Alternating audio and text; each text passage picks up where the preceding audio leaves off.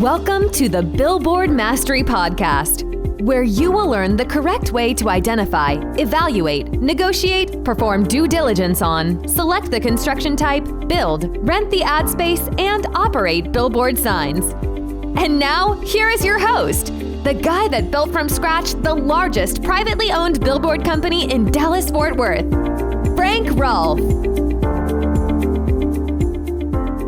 There's an old saying, think like a person of action and act like a person of thought. But the thinking part's a whole lot easier than the action. This is Frank Rolfe, the Billboard Mastery Podcast. We're going to talk about how to overcome your fear of taking action so you don't miss out on opportunities. And let's first note that when we're talking about taking action, the key component is responsible action. It would be stupid to go out and start building a billboard without a ground lease or a permit on someone's land you have no permission. It'd be way crazy to build a billboard out there that you have a ground lease on but no permit. Now, we're not asking you to do that. That's just dumb. But what happens when you see truthful opportunities? How do you get comfortable with taking action on those? Well, the first thing you have to remember is that fear is a good element to life. Fear, that adrenaline rush of fear, has two aspects. Good and bad. The good part of fear is it makes you try harder to mitigate your risks, to do good due diligence. That's all good things. But the bad part of fear is sometimes you just get frozen in your tracks and you can't really move. So how do you overcome that inability to move forward? How do you create the ability to make responsible, positive actions? Well, the first thing you have to remember is that without taking some risk in life, you can't really get anywhere. There's another saying that, behold the turtle, it only makes progress when it sticks its neck out. Because the way a turtle walks, a turtle can't walk unless its neck is stuck out of the shell, but then another animal might come and bite it. So you have to have some risk in life. I mean, you can't drive your car to the store without having the risk of running out of gas or having a car accident or many other factors. So life is about risk. But you mitigate your risk in your car, right? You make sure that it's got plenty of gas and the tires are good. And you try to buy a car in reasonable condition. You put your seatbelt on. So you can take action, right, as long as you do it responsibly. Now, here are some tips on how to take responsible action. My favorite is to look at everything you do in life under a best case, worst case, and realistic case scenario. The best case would be, what if everything you wanted to have happen on that billboard worked out just like you planned?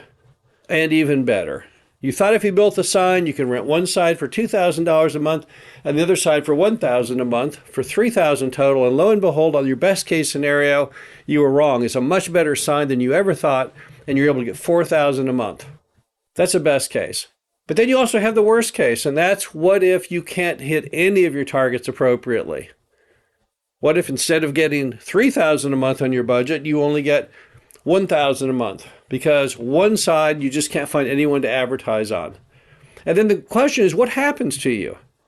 What happens in your worst case scenario? Does it at least cover the mortgage at the bank and your ground rent, or would you actually have to come out of pocket and feed the sign every month to pay the bills?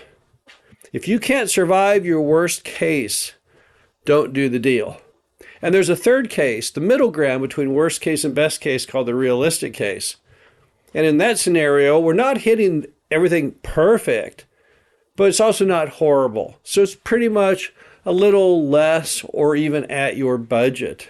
Are you happy with that? If the answer is, I can survive the worst case, I would be ecstatic with the best case and happy with the realistic case, then you can go forward. But if the answer is, I can't survive the worst case, don't ever do the deal. It's not going to work for you. Now, there's a guy named Sam Zell. He's not in the billboard industry. He is in the office building, apartment, and mobile home park industries. But he's been the largest real estate owner in America for decades. And he always talks about the issue of risk and reward. That if you have low risk and high reward, you should always do the deal. And if you have high risk and low reward, you should never do it. But many deals fall in between that with high risk and high reward. You also, in addition to having your best, worst, and realistic case scenario, you also need to understand how much risk you're taking and whether or not that risk is appropriate. You don't want to do high risk situations unless they have insanely high reward. Most of the time you want to stick with deals that have low risk and high reward. Cases where you can build the sign for not a whole lot of money or buy the sign for not a whole lot of money, but it theoretically could end up being a real financial windfall for you. Those are your safest and best deals. And also never enter into any agreement with anyone, whether to buy a billboard or build a billboard, without having some kind of escape clause if you change your mind at some point in the future as you're putting together the due diligence, trying to get the financing and those type of items. Because you don't want to have it where you're afraid to sign something on the front end, where you want to have the adrenaline rush. The fear is after you have the time to analyze it, it comes time to either actually write that check to buy it or write that check to get someone to build it. The bottom line to it all is you can take action, but you have to think about it.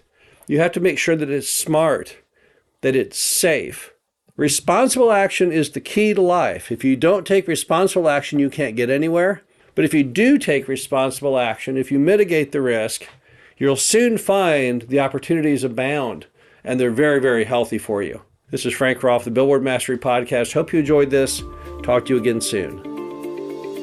Thank you for listening to the Billboard Mastery Podcast. Be sure to visit us at www.billboardmastery.com, where you can find past episodes of this show, plus an array of information to help you successfully build, buy, and operate billboard signs.